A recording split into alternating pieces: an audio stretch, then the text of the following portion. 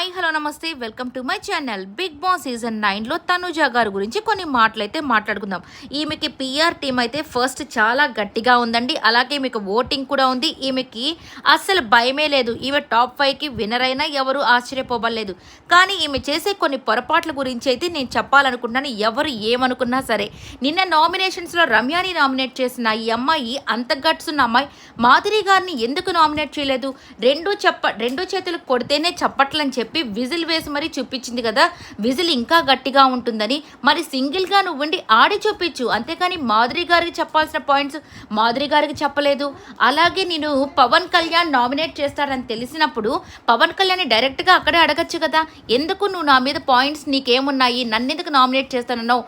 నువ్వు నేను కదా లాస్ట్ వీక్ అంతా గేమ్ ఆడింది, మరి ఇప్పుడేంటి నువ్వు నా మీద ఇట్లా చేస్తున్నావు అని చెప్పి ధైర్యంగా అడగచ్చు కదా. కానీ ఇమ్మాన్యుయల్తో వెళ్ళి తగువేసింది. అంటే పవన్ కళ్యాణ్ మీద ఉన్న కోపాన్ని కూడా ఇమ్మాన్యుయల్ మీద చూపించింది. ఎందుకంటే ఇమ్మాన్యుయల్ అయితే పడతాడు కాబట్టి. కానీ ఈసారి తను కూడా ఇచ్చి పడేశాడు. ఇక సంజన గారికి కోపం ఎందుకు రాకూడదండి? అసలు నామినేషన్స్లోనే ఉండకూడదు ఆమె.